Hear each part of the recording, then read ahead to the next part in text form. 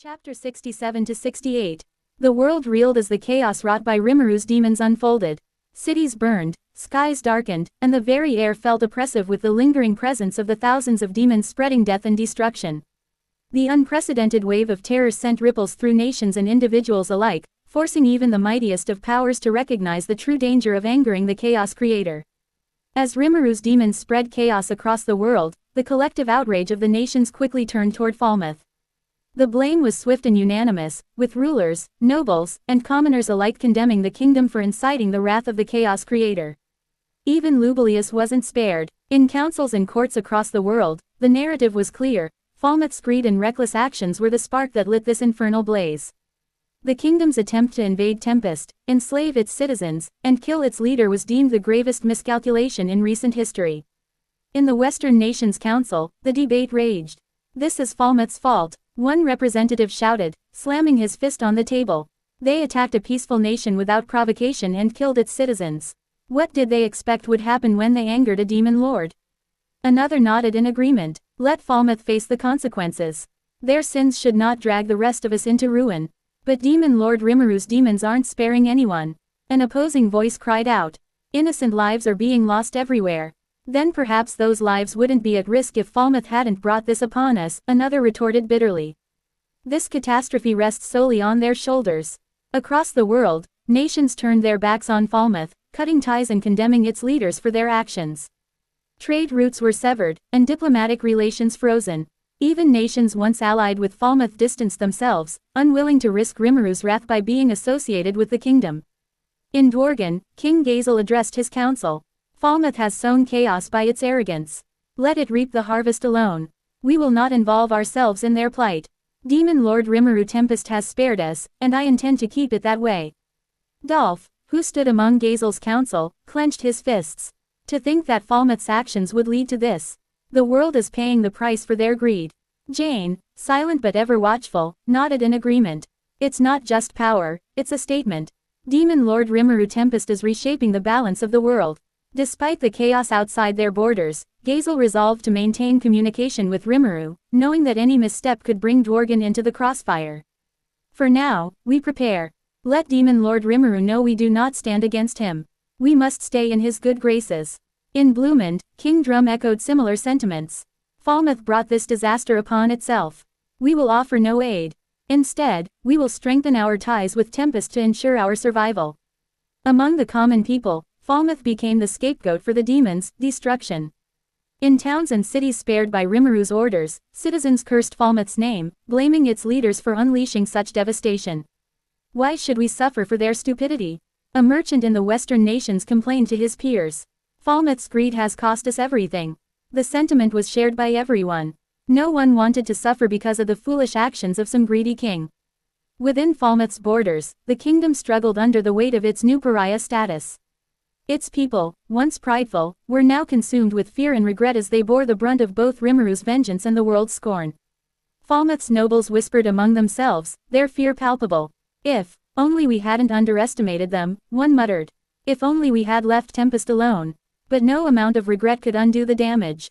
Rimuru's demons were coming, and the kingdom had no one to blame but itself. The demons under Rimuru, unshackled and given free rein to unleash their chaos, spread across the world like a plague of death and destruction. In their wake, cities burned, kingdoms crumbled, and the once stable order of the world dissolved into chaos. Their methods were brutal yet elegant, a dance of death performed with sadistic glee. Rimuru's command to spread chaos and destruction to their heart's content was a decree the demons embraced with enthusiasm. From the Western nations to the Eastern empires, the demons wreaked havoc. They descended on towns and cities like shadows in the night, their powerful auras suffocating any resistance before it could even begin. Entire armies, assembled in desperation to fend off the invaders, were obliterated in moments. In one nation, a high-ranking demon effortlessly sliced through walls with a wave of their hand, reducing a once proud castle to rubble. In another, a swarm of demons left a bustling trade city a smoldering ruin, its streets littered with the remains of those who had dared to resist. The demons reveled in their carnage, their laughter echoing through the ruins of once thriving civilizations. To them, this was not just a mission, it was a celebration of their master's might. The destruction was so widespread, so devastating, that the world finally understood the true extent of Rimuru's power. He was no ordinary demon lord. His reach extended far beyond the borders of Tempest, and his wrath was not something any nation could withstand. To think one being could command such power, muttered a king whose nation had barely survived a demon assault. He's not just a demon lord, he's a force of nature.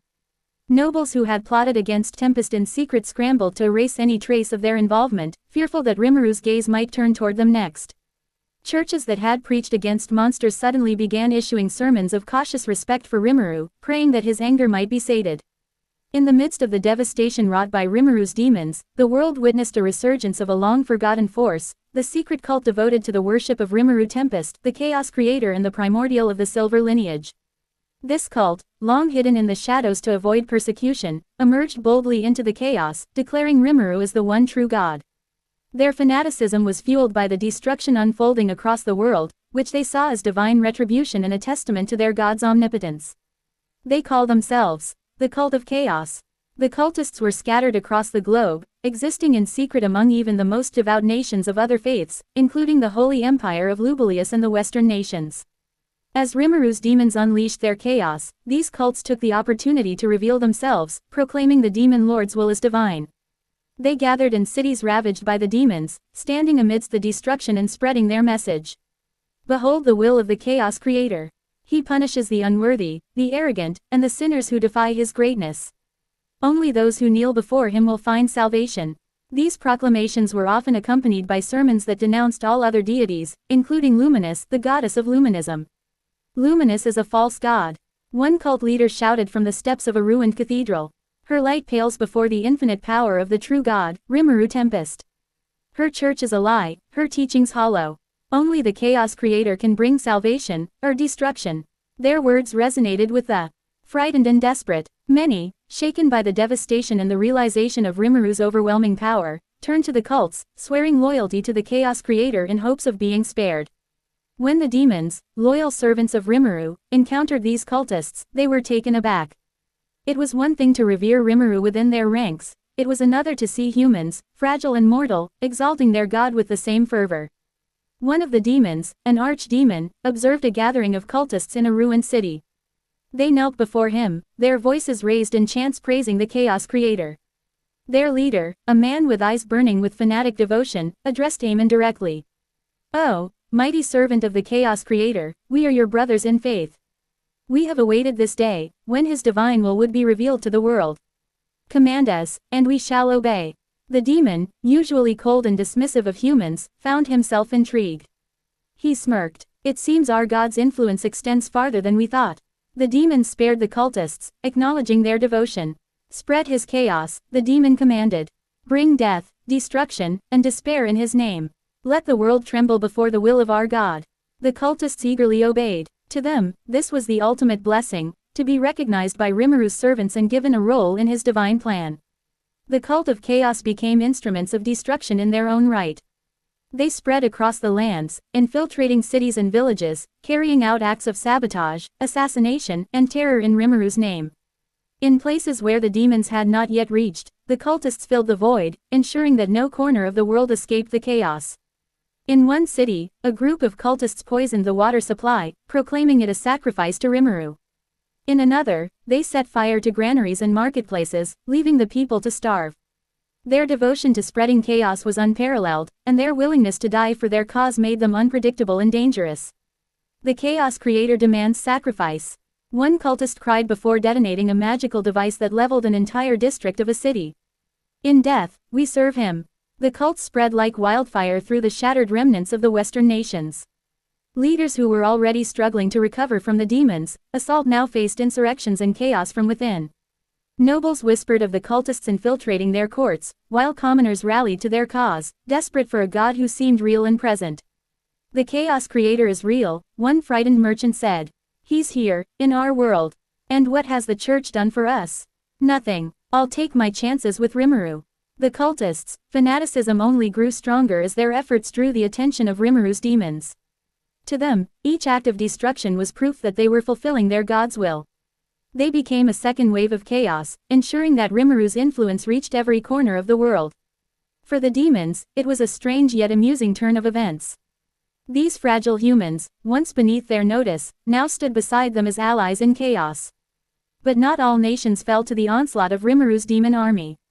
While the majority were devastated, there were a few bastions of strength and resilience that managed to fend off the demonic tide.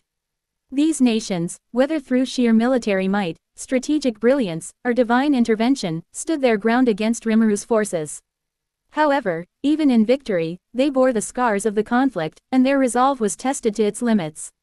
The Eastern Empire, renowned for its military might that dwarfed the combined forces of the Western nations, was among the few to resist the demons effectively.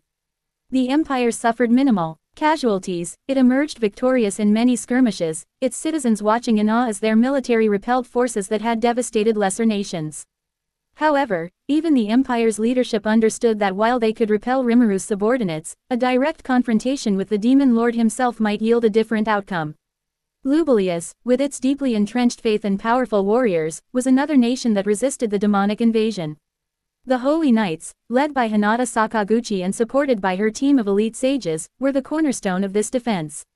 Their combination of holy magic, combat expertise, and sheer determination proved more than a match for most demons.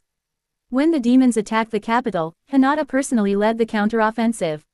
The sages under her command used barrier magic to contain the destruction, preventing the demons from wreaking havoc beyond their reach. Together, they systematically eradicated the threat, leaving the demons no choice but to retreat. Despite their victory, the church was not without fear. The sheer number of demons and their destructive potential was a reminder of Rimuru's terrifying power. Hinata and her closest allies, Louis, Roy, and Gunter, knew that if Rimuru himself came for them, they might not be so fortunate. In the heart of the Holy Empire, Luminous Valentine sat in her dark throne room, her normally unflappable demeanor shaken. The reports of Rimuru's demons wreaking havoc across the world had reached her, and she knew the Holy Empire's participation in the war against Tempest had marked them as potential targets. "This is bad," Luminous murmured, her voice unsteady. "Very bad. Demon Lord Rimuru is a monster we can't fight against." Roy and Gunter exchanged worried glances, while Louis spoke firmly. "My lady, if Demon Lord Rimuru comes for us, we will stand our ground." "But," his voice faltered, "but we can't run or hide from him," Roy finished grimly. "Even with all our strength, can we truly stop him?" Luminous clenched her hands on the arms of her throne. "It's impossible to win." The sorceress dynasty of Sarian, under Emperor Elmesia, was another nation that managed to hold its ground. Its advanced magical defenses, technology and elite mages, created a formidable barrier against the demons. Elmesia herself, a cunning ruler with vast magical knowledge, coordinated the nation's defense. The nation suffered minimal casualties, thanks to its combination of proactive strategies and powerful magic. However, Elmesia knew this was only a test of Rimuru's might. Sarian had been spared a direct confrontation with the Chaos Creator, and that was a relief the Emperor would not take lightly. In Clayman's domain, chaos had already arrived. With his main forces stationed in Milam's territory, he was woefully unprepared for the onslaught of Rimuru's demons. The Nine-Head, Adalman, the Dark Elves, and Clayman himself were all that remained to defend his borders. "Why now?" Clayman hissed, pacing in his war room. Adalman stood stoically beside him. "The demons are relentless. We've held them off so far, but our forces are dwindling. We cannot last much longer." The Clayman growled in frustration. "This is insanity. Even with our combined strength, we're barely surviving." Inwardly he was freaking out. "Have I been found out?" Clayman clenched his fists, his usual arrogance replaced by desperation. He then turned to Milam, who stood next to him like a statue. "Milam, go help take care of those pesky demons," he ordered. But deep down, Clayman knew this was no ordinary assault. This was a calculated act of vengeance, a display of Rimuru's dominance. After 2 grueling days and nights, the demons finally pulled back, leaving behind only destruction and despair. The world was forever changed. Nations counted their dead and surveyed the ashes of what once were thriving communities. Economies crumbled, alliances dissolved, and trust became a rare commodity. The lesson was clear. Rimuru Tempest was not to be underestimated. He was a being of unfathomable power, capable of reshaping the world at his whim. His title, Chaos Creator, was no mere epithet, it was the truth. And the world would never forget the day they witnessed his wrath.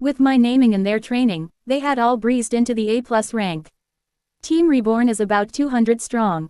Trained by Xian herself, they are equipped with the skills Complete Memory and Self-Regeneration, making them pretty much immortal. Consisting of hobgoblins, if you can call them that, and a few Dark Onus victims I revived after the battle in Tempest. That plus the 10,000 Beastmen soldiers, making it an army of over 20,000. I left Benimaru in charge and transported everyone to the appointed destination. All I had to do was wait for good news. I trusted the strength of my people. Why? Because I had trained them myself, alongside Milam, and I know that they can handle whatever Clayman's 30,000 can do. Hume and his party had also set off as well. With the backlash Falmouth has received for angering me, it'd be extremely easy to take it over, especially when the new king is favored by me. Soe, Hakuro, Haru and Shuna had made their way to take over Gistov in my name. They would also use that to check if Carrion is held there. Although they said they were enough to take over Gistov, I sent Ranga along with them just in case. Yeah, I know, I worry too much about my subordinates. Tonight is the night Walpurgis will be happening. Just as planned, Xian and Chiron would be escorting me, while Trainee and Beretta would go with Ramirez. Veldora will stay and look after the city in our absence, and he's pretty damn serious about his job this time around. Right now we were waiting for our ride while we discussed some things. Well, Ramirez was the one doing the talking. I'm telling you, Rimuru. My labyrinth is going to be amazing. A masterpiece, even. I want to build it in the most spacious, visible area in Tempest so everyone knows where I live now. She puffed up her tiny chest with pride, looking like she had already conquered the world with her idea. I casually leaning back and chuckled at her enthusiasm. That's a big statement, Ramirez. But let's save the specifics for later. We can discuss the mechanics of it properly after Walpurgis, okay? Ramirez crossed her arms and pouted. You always say that. I'm serious about this. You know. I smiled patiently before a curious thought struck me. By the way, just how many levels can you make in this labyrinth of yours? Ramirez perked up, the pout replaced by a smug grin. Ha, is that all you're curious about? Let me tell you, I can make as many levels as I want. There's no limit to the number of floors I can create. Really, that's impressive, Rimuru said, nodding thoughtfully. But there's got to be a catch, right? At this, Ramirez fidgeted and coughed into her fist. Well, if we're talking practical limits, I can manage about 100 levels before it gets too taxing. Anything beyond that would drain me dry. I raised an eyebrow. 100 levels, huh? That's still a pretty tall order. But I guess with your skills and a little help from me and the others, we can make it work. As we talked, I felt a wrinkle in space erupt out of nowhere. An ominous-looking grandiose gate appeared. The doors opened, revealing Misery in all her glory. I have come to take you, Lord Rimuru and Lord Ramirez. She greeted, then stood by the gate while eliminating her presence. Oh hey, haven't seen you in ages, Misery. How's Guy doing? Ramirez greeted back. It's not upon me to worry about the condition of my master. Haven't changed a bit, I see. I chuckled at Misery's serious attitude. She was nothing like the demon girls under my command. Those guys did whatever they wanted as long as I didn't forbid them. But Guy lords over his subordinates with an iron fist. Just so much as sneeze without his permission would have you purged in seconds. Well then, I said as I clapped my hands once to get everyone's attention. Let's go. With that we left for our destination. A separate dimension completely isolated from the rest of the world. A large round table was positioned in the center with 11 evenly spaced chairs surrounding it. Someone was already seated before we came in. It was the Lord of Darkness Guy Crimson. His crimson eyes, sharp and perceptive as always, sparkled with curiosity the moment he laid eyes on me. Guy's lips curved into a slow, knowing smirk as he studied me, trying to gauge my power. He suddenly chuckled, his laughter low and rich, carrying through the silent hall like a soft rumble of thunder. So, you've finally done it, he remarked, his voice dripping with amusement. You've evolved into a devil lord. The pinnacle of our kind, just like me. I gave a sheepish grin. I guess you could say that. I replied, my tone humble yet laced with a hint of mischief. A smirk tugged at the corners of my lips, betraying my satisfaction. I took my seat at Guy's right side, Xian and Chiron diligently standing behind me with utmost seriousness. Ramirez sat at Guy's left side with Beretta and Trainee standing behind, while Milam would sit next to me. Attendees, that is the Demon Lords, sit in chronological order of their Demon Lord appointment, which was why we are seated so close to one another. Ramirez fluttered over to Guy's face looking puzzled. Evolved? What do you mean? Guy's eyes narrowed slightly as he leaned back and turned to me, his smirk widening. I don't blame you for not noticing. After all, Rimaru's just as non-standard as always. Like now, his eyes narrowing, I can't read him at all. His energy, his skills. He's hiding it all perfectly. Like he's one to talk. Guy right now is exuding as much aura as Carrion, making it impossible for others to tell how much stronger he actually is. I on the other hand am exuding as much aura as an A- rank monster. Controlling it perfectly, unlike Guy who had his aura run willy-nilly like an inexperienced warrior. My smirk deepened as I spread my arms theatrically. Well, I wouldn't want to ruin the surprise, now, would I? My tone playful. Whoa, that must mean, you're super duper strong right now, aren't you? I mean you were already stupidly strong, just how much stronger have you gotten? Ramirez questioned as she stared at me. I only replied with a closed-eye smile. So, Rimuru, Guy continued, his voice smooth but laced with playful intensity, how about we settle our long-standing rivalry with a little spar? Just you and me, no interruptions. His smirk widened, a glint of excitement flashing across his face. I chuckled. Ah, sorry, Guy. I'd love to, really, but I'm swamped right now. Too many responsibilities, you know. Guy tilted his head, his smirk faltering just slightly. Busy, huh? He crossed his arms, his tone dropping into something sharper. Speaking of responsibilities, I've been wondering, what exactly are you up to with this nation of monsters you've built? And let's not forget, sending your demons loose across the world. His crimson eyes narrowed. For a moment there, I thought you were aiming for my job as the mediator. I leaned back, scratching my chin with a sheepish grin. Honestly, it all just, kind of happened. One thing led to another, and here we are. As for the demons, well, I paused for a second before I continued. I figured it was time to remind the humans of their place. They were getting a little too comfortable. Guy burst out laughing, the sound echoing through the now emptying hall. You're something else, Rimuru. But I can't decide if you're reckless or brilliant.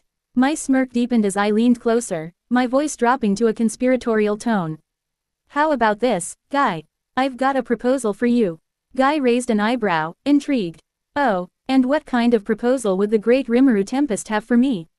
His smirk turned predatory, his interest clearly piqued. Before I could respond, a heavy presence filled the room as Dagruel approached, his massive frame casting a shadow over the conversation. I straightened up, my demeanor shifting back to casual. Guess this isn't the time for that, I said lightly. Let's save the details for after Walpurgis. Guy clicked his tongue but smirked again, reclining back in his seat. Fine, but don't keep me waiting too long. I'm dying to see what you've cooked up this time. Dagruel lumbered into the room, his figure as humongous as ever. His eyes widened the moment he caught sight of me. Rimuru, he muttered as he sat next to Ramirez. I was quite surprised when you called this Walpurgis. It has never happened before. In fact, I can't even remember the last time you attended the banquet. I smiled. It's good to see you too, Dagruel. I have some things to discuss with you all, that why. Oh, okay. Dagruel got comfortable on his chair, patiently waiting for others to arrive. His overwhelming presence dominating the room. Another demon lord came in soon. It was Luminous, but her subordinate seems to be standing in for her instead while she pretends to be his maid. I don't even want to know what brought this about. And the stand-in, he's strong, but not strong enough. Luminous scanned the room before our eyes met. She dared to glance my way, her heterochromatic eyes meeting my sharp, unyielding golden ones for the briefest of moments. The exchange was instantaneous yet spoke volumes. I directed a cold gaze, piercing through her with an intensity that would send a chill down her spine. It wasn't a look of open hostility, but rather an ominous warning, an unspoken message that carried the weight of my outrage. After a little while, Dino appeared, walking and almost sleepwalking to his seat. He couldn't hide his surprise when he spotted me. His half-lidded eyes widened slightly, a rare display of genuine curiosity. Oh hey Rimuru, this must be serious. Guess I'll have to stay awake for this one, Dino murmured. He stopped by Ramirez's seat. Oh hey. You're still a puny little thing, huh? Are you trying to pick a fight? You've got a lot of nerves, like you could even handle me, Dino. Ramirez retorted. Oh please, why would I pick a fight when I know I'd win? You've got a death wish, huh? I'll have you know I'm in perfect physical form today. Ramirez said, swinging her hand haphazardly. Uzu. You're even smaller than you were the last time I saw you. Dino hit the bullseye, Ramirez's weak spot. Well, I can't help it. I was just reborn not long ago. Oh, that why? That's kind of a pain for you, isn't it? But you kept all your memories, right? My memories, yes. But my spirits degenerated along with my body, but I'm still the strongest out of all of you. I need a handicap like this or it's no fun. Oh, Rimuru, Guy, I think Ramirez is saying something. Did you hear her just now? Dino called out. Gah, what are you, stupid? I know how to pick my enemies all right. I'm not saying I could Kogai and Rimuru in one punch or anything. Ramirez quickly defended. Just then, Dino noticed Trainee and Beretta standing behind Ramirez. What's a loner like you doing with attendance? Dino complained. You're making me look lame for coming alone. Hey, this is my way of getting back at anyone who calls me puny or a loner. In other words, you realize how powerless you are in the face of these two.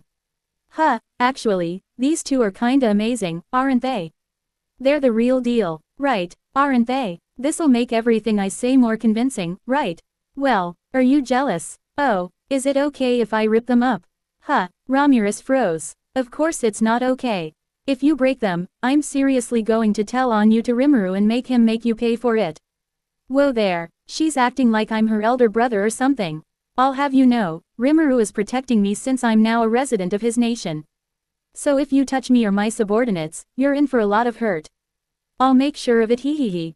Ramirez laughed like a villain while dropping that bombshell on the others. Every demon lord turned to me with surprise and curiosity written on their faces, expecting an answer from me. I held my head with my hand, suddenly feeling a headache coming on before I weakly nodded my head, acknowledging what Ramirez said. Well damn, muttered Dino as he continued to his seat. The next one through the door was the queen of the harpies, Frey. Her magical count wasn't something to write home about. She came with two subordinates, one a female harpy and the other a guy in a lion mask. From the aura signature, it was no doubt Carrion in disguise. He isn't dead after all, I figured. Milam playing along with Clayman is probably all a ruse. She must be trying to figure out something about Clayman for her to be going along with his plans. As I observed everyone, a blonde-haired man walked into the room. If I'm to guess, I'd say he's Leon Cromwell. I smirked, just the guy the first was waiting for. He spotted me, his gaze quizzical as he tried to comprehend who I could be. You must be Leon Cromwell, am I right? I asked. Leon looked between me and Guy. I could tell he had discerned who I was based on the fact that I am sitting next to Guy, on the chair meant for the Chaos Creator. You are Demon Lord Rimuru Tempest. Your presence is just as impressive as I imagined. Flattery will get you nowhere, Leon. Just so you know, Shizu Izawa is dead, and I was contracted by her to give you a good smack in the head. Faster than anyone could react, I flicked my finger, instantly shooting out a ball of extremely condensed air imbued with a little magical energy at Leon. Unable to react, Leon was harshly flung across the room, painfully smashing against the wall, leaving cracks on it. The attack had been so sudden, so seamless, that many of the demon lords were left questioning what had just occurred. Everyone furrowed their brows. The sheer speed of my action caught them slightly off guard, even Guy looked shocked for being unable to see my movement. Frey, however, was much more visibly shaken than the others. She probably hadn't even registered the moment I moved, much less the attack itself. Her lips parted slightly as she stared at me. I didn't even see anything. She admitted quietly, her voice tinged with disbelief. Oi Rimuru, this is your first time attending Walpurgis after for so long, yet you're already causing trouble for the others. Guy berated as he stared at me. Unmoved, I said, I blame you for recruiting troublemakers as demon lords. I'm sure you're well aware of the stunts the young ones have been pulling in the Jura forest. Would you rather take it up with Veldora? I asked, knowing fully well that Guy wouldn't want to antagonize Veldora. Guy isn't scared of Veldora, but he knows how he can be when people invade his forest. The fact that those kids are alive after the orc disaster incident is because I talked him out of it. Nevertheless, it seems they took my mercy for granted, especially that Clayman dude. For that, he'll have to pay for it with his life. Fine, do whatever you want, but don't kill Leon, he's a powerful asset. I wasn't planning on killing him in the first place, I said, turning to the blonde demon lord who had been slowing standing up while listening to our conversation. You and I will have to talk about the consequences of you summoning kids to this world.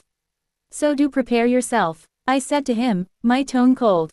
How did I figure out that he is partly responsible for the summoning of kids? Well, a little birdie told me, that birdie being Chloe.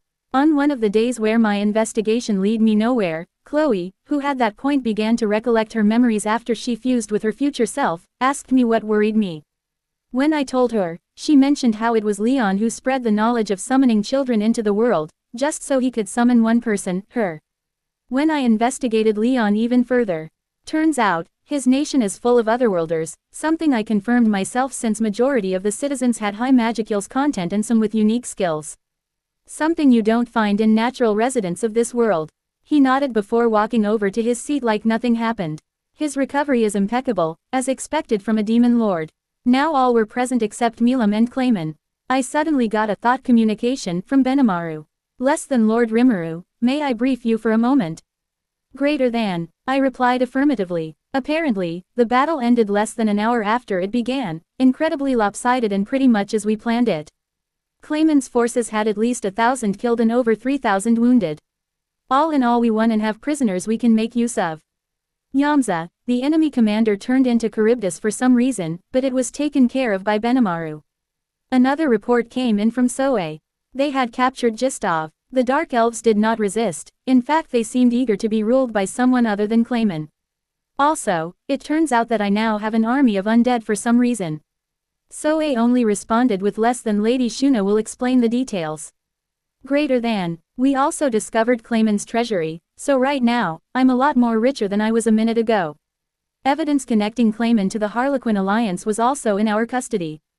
Clayman is so fucked. Just as I finished reading the reports, the man of the hour walked in. Looking high-strung, his clothes were obviously expensive and he sported a whole array of unique equipment that would make him more than a decent fighter. In his arms was a fairly powerful fox. Milam was also walking next to him. She looked dazed, yet her face was stoic and serious. Move it, you dimwit. Out of nowhere, Clayman closed fist punched Milam. An act that did not go unnoticed by the others present. The tension in the room grew as we just witnessed something that should be impossible. Sit yourself down, you stupid dunce, he said, ruthlessly bossing her around. I thought I'd explode in anger, but I held it in. Not yet, just a bit longer, I told myself.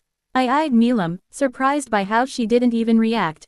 She must really be gunning for Clayman for her to take all this. Clayman, meanwhile, was looking like he was the king of the world, his superiority complex written all over his face. He probably thought Milam was under his control. What a joke. He's as weak as I imagined him, making my anger burn all over again. Clayman's death was now set in stone. I had no intention of giving him a painless death. To be continued.